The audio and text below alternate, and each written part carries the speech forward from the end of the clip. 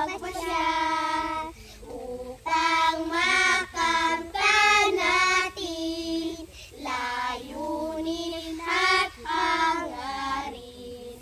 Matupad pangarap natin at magkapagtagumpay. Kayo'y dapat maging determinado, tibay na loob ang kailangan nyo. Marunong sumunod sa lahat ng utos ng ating Diyos. Dumating man mga pagsubok, magpakatatag at huwag matakot. Lagi magtiwala sa magagawa ng Diyos. Kaya wag kayong magalala, pagkat hindi kayo nag-isa. Sapat ang tulong ng Ama, ang lagi natin siyang kasama, upang makamtan natin layunin at hangarin. Matupad pangarap natin at magkapagtagumpay. Kayo'y dapat maging determinado, tibay na loob ang kailangan nyo. Marunong sumunod sa lahat ng utos na ating Diyos. Dumating man mga pagsubok, magkapagtatag at huwag matakot. Lagi magtiwala sa magagawa ng Diyos. Lagi magtiwala sa magagawa ng Diyos. Magandang hapon po sa ating lahat mga kabayan. Isa sa naghandog ng magandang awitin sa atin kanina ng mga bata mga kabayan. No? Isa sa kanila mga kabayan ay bisitahin natin yung bahay nila mga kabayan. Kaya tara, puntahan natin. Papasyal tayo mga kabayan dahil ako'y natuwa kanina sa kanta niya. No? Sa kanta nila ang lahat. Talagang uy, ang problema, kakayanin ko kaya to. Ayun, nakahanap ng ginamitan ng 4x4.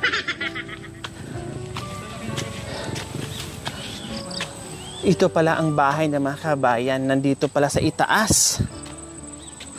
Ang pangalan. Tao po! Nandito si Natasha. Nandyan. Ay, ayun, hi! Hello! Nandito pala. Ikaw nakatira, ito pala yung bahay mo. Wow, ang lawak-lawak ng bahay mo. Ano to, eskwelahan? Okay. Ito pala yung school ng mga kabayan na sinasabi ni Natasha na dito sila nakatira. Kasi po, yung papa niya, no, yung mga magulang niya, ay caretaker dito, nagbabantay dito sa school ng kinder to grade 6 po mga kabayan. Ito yung bahay mo, Natasha. Oh. Kumusta? Okay lang po. Ha? Okay lang po. Okay lang. Nandyan si mama at si papa mo? Opo. Oh. Hello. Kumusta kayo dyan? Kayo yung mama at papa ni Natasha. Wow, ako'y natutuwa sa kanya. Ang galing ang galing kumanta niya, ha. Talagang naglilid siya kanina sa pag-awit at Christian song pa. No, kanta pa ng sa church nila, sa simbahan nila. Talagang napakaganda ng boses. Kumusta kayo dito? Okay lang po. Okay lang naman po. May tanong ko lang, ikaw ay pure Aitas? Hindi po. Ano po ako, Kapampangan po, taga Kapastan. So hindi ka Aita? Hindi po asawa. Pero si kuya, pure? Kasi akala ko yung nagpa-straight ka lang sa ano mo. Talagang hindi ka Aitas pala. Nakapag-asawa ka lang ng pure na Aitas. O kumusta naman ang buhay-buhay dito? Ano po, okay naman po kung hindi po tayo maghanap buhay. Yung asawa ko, akit po ng bundok, mamumuso. Na ako naiwan po dito magbabantay ng school. Oh, so dalawa kayo ang nagki-caretaker dito sa school. Ilan ang anak? 5 po. 5. Ito panganay? Hindi po, wala po meron. yung nasa lola po. So, lahat ng mga anak mo, syempre, 101% nag-aaral kasi nandito na sa malapit sa school. at kayo na nag-aalaga dito sa paaralan na ito. Siyempre, nag-aaral silang lahat. Tama, pumapasok lahat. Buntis. Hindi po, bilbil lang po. Sorry. Parehas pala tayo. Akala ko nag-iisa ko. Pero sa akin, buhay to, oh. Tawa yung mga bata. Diyos ko, hiningal ako dito sa pag-akyat. Paano yung mga bata? Saan dadaan? Pag pumapasok. Pag pumapasok. Ano po, yung po sa housing, naglalakad po minsan, inahatid na lang po sila ng mga magulang. May daanan pa ba bukod dito sa mahirap na daanan? Meron po dyan. Yan pong daan po na yan, diretso po. Dito. Nasa likod pala tayo dumaan. Opo, May daanan po dyan. Opo, dyan. Akala ko dito sila kasi napakahirap. Delikado doon sa mga kinder, sa mga Hindi po maliliit. kasi yung mga kinder dyan, hindi man po dumadaan dyan. Dito po yan. Iikot silang ganyan. Hindi po. Gagaling po sila ng housing, maglalakad po sila. Maglakad sila hanggang housing. Hanggang dito So, po. ibig sabihin, kahit papaano bilang isang caretaker dito, ay meron kayong, siyempre, sahod o Opo. binabayaran. Meron. Meron naman. Magkano naman din? Yung po sahod Yung sahod nyo, siyempre kayo mag-aalaga, sayo magwawalis, maglilis 3,000 lahat. po, 3,000 a po. month. Opo. Dalawa kayo na? Hindi po, ako lang po. Ako lang po kasi ang Pero pag ano po, nagpapabili ako ng gasolina sa mga mestra, ako na po May nag-grass cutter dyan. Oh. pinagtutulungan po. Pag ano po, pagkatapos nag-grass cutter, akit na naman sa bundok, mamunga ng puso ng saging. Bali, ikaw lang talaga ang walis, kumbaga nagwawalis-walis Opo, ako lang dyan. po talaga ang caretaker. Oo, kaya lang tinutulungan ka lang ng mister mo pag yung sa grass cutter na syempre, Opo. 'di ba? And then pag wala, umaakit ka sa bundok. Anong trabaho nyo doon? Kuha po ng puso ng saging, pag minsan magtabas po ng taniman ng luya, ganun. May pananim po kayo doon? Mayroon Mga po. luya? Opo. Pero konti pa lang po. So meron din kayong extra, hindi lang kayo talaga nakaasa doon sa 3,000 na buwan-buwan na natatanggap yung galing school, no, bilang isang caretaker. Swerte nyo na rin kasi nandito kayo nakatira mismo sa likod ng eskwelahan, no, at libre. 'Di ba? Libre kayo dito. Libre po dito sa atin na di yun ba? ng bahay. Wala kayong tindahan? Wala po. Ano po May yan? walang tindahan dito sa school. Wala po. Doon pa po bumibili ng bata sa may Bakit tindahan. ayaw nyo magtinda? Wala po kami pampunan. Wala. Yung, halimbawa, magluto kayo ng lugaw, sopas, o yung mga healthy food para sa mga bata tuwing recess, kundi hindi na sila tatakbo doon sa malayong lugar. Dito na sila bibili sa inyo kasi kayo na mismo nandito sa loob ng school. Sana nga po. Kumbaga kaya may lang po. magkakantin sana, Kaya lang kumbaga. po, walang pangkapital. Wala po tayo kasi yung pong Hanggang kinikita ganun po lang. namin para lang po sa mga namin sa bahay. Maraming Bombay dyan. Ay, mahirap 5, po. 6. Takot po kami sa utang. Umutang ka ng ganun. Takot Tapos po kami baka hindi araw-arawin po ka ako pa. makatulog. Lalo na yung mga Bombay. Araw-araw po yun Sabi mo, pasensya na, wala bayad. Bukas. O ganun. Ayoko po. Pagdating ng bukas uli. Oh. Mahirap po kasi na Tapos pagdating ng bukas uli. O pagbalik ng Bombay, huwag ka na bayad. Ako pagod na. mahirap po kasi. Oo nga kasi naisip ko lang. Kasi yung iba, yung kantin, walang kantin, wala din kantin yung school mismo, wala. 'Di ba? O sayang, kahit piso-piso na umakyat araw-araw, pag yan ay napagsama-sama, Hindi po malaking ano bagay naman din. po kasi yung sa mga sa mga teacher po, minsan po kasi may nagbibigay po na feeding diyan. Wow, Mayroon po nice. silang feeding ng magkukuha po yung mga mestra ng feeding nila na hanggang Biyernes. Yung pong mga tinapay, ganyan po. Tapos yung may yung brown rice. Oh, wow. Biyernes, ganun. Mula Lunes hanggang Friday may feeding talaga. Araw-araw. Opo. Sila na po yung kami Nabibigay. na po nagbibigay. Oh, wow. Kinukuha lang po ng mess. Hindi ko lang po alam kung saan po nila kinukuha yun, pero may nagbibigay po ng pagkain. Wow, ang galing. So nice. Ang gandang balita, no? Sana ganun na hindi magsawa kung sino man yung taga-bigay dito sa school na yung nagpapa-feeding everyday mula Monday to Friday. Naku po, ibabalik ni Lord yan. Siksik, liglig, na umaapa na biyaya sa inyo, sa kabutihan nyo, na meron kayo napapasaya mga kabataan nating aitas, araw-araw na pinapakain natin sila. Dahil yun talaga ang kailangan nila. Maraming salamat sa butihing sponsors. Mga kabayan, ang problema, naranasan ko rin bilang isang estudyante na pumapasok na kumakalam ang sikmura. Kaya relate ako dyan. So dito, mga kabataan, lalong-lalo na dito sa buhay bundok, no? Alam ko yan kung anong pamumuhay meron yung mga kababayan natin dito, lalong-lalo na yung ating mga ITAS na kadalasan sa kanila pumapasok, no? Bahala na dyan, no? Na yung suot nila ipunit-punit, walang tsinelas, walang almusal, no? Uuwi din ng bahay ng tanghalian na walang makain, basta makapasok lang sila. Yung determinasyon sa pag-aaral nila talaga nandoon kasi gusto ng mga magulang na maiahon sila sa hirap, no? Kaya swerte sila kasi nasa libliban sila, pero kahit paano meron silang natatanggap na feeding every day mula Monday to Friday. So titingnan natin mga kabayan kung anong pwede din nating ipa-feeding dito sa school nila, no?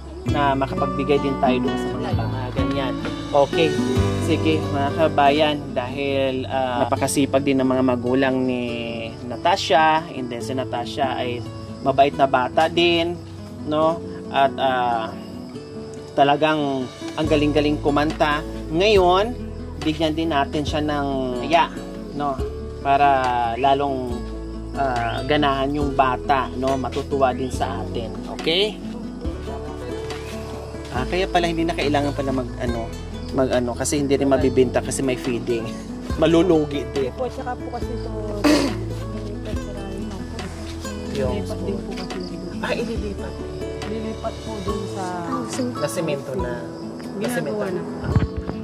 Kumusta naman ang pag-aaral mo, Natasha? Okay lang po. Ha?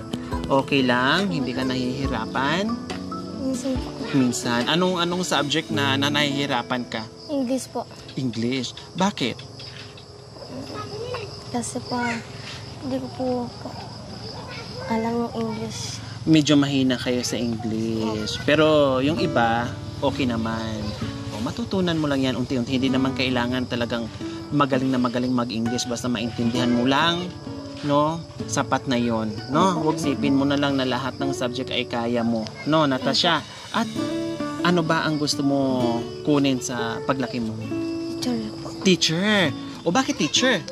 Kasi po nakakaturo ko sa mga bata. Wow, kasi gusto mong turuan yung mga bata na hindi rin marunong mag-English. Kasi naranasan mo rin na hirap kayo sa English. O anong subject kunin mo? Siyempre may major yan. O anong 'di ba teacher ka na o may major yan? O anong subject ang ituturo mo? Anong major? Major in English, math? Magaling ka sa math. Wow. Okay, ayan, meron na.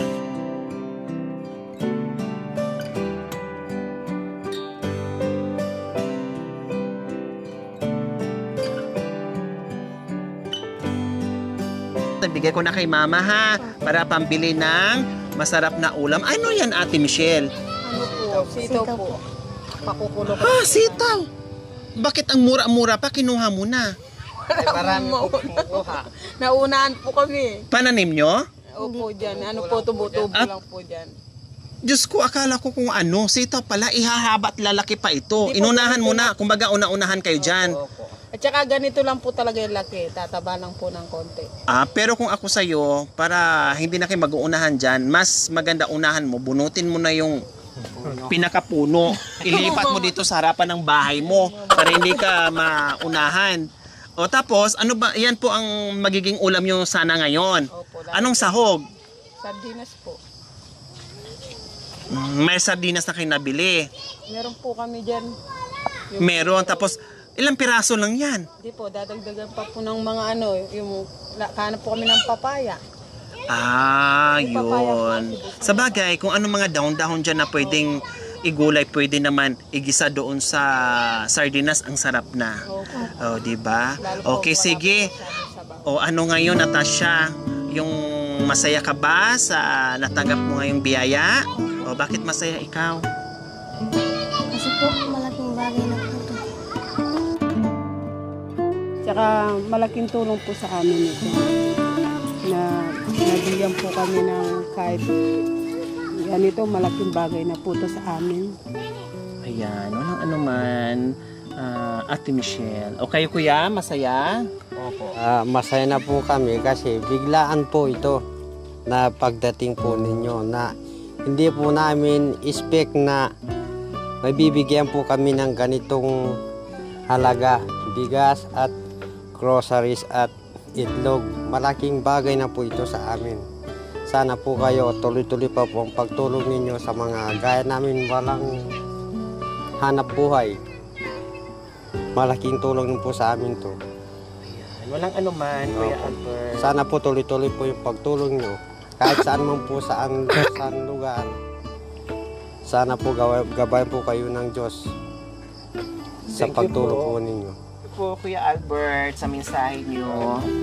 So, ayan po mga kabayan, no, ang sarap talaga sa pakiramdam, no, na meron tayong masusurprise ng mga kababayan nating ITAS na tulad nila na talagang wala silang ka-idea na bigla na lang tayong susulpot dahil siyempre paglilingon ka kabilaan, wala talagang tao, wala kang maririnig, no? Kasi nandito ka sa kabundukan, puro malalaking punong kahoy, masukal, no? At nandoon ka nga sa kalsada, hindi mo makikita itong bahay, kahit yung school na kay laki-laki, hindi mo makikita. Kaya sabi ko, may school ba dyan?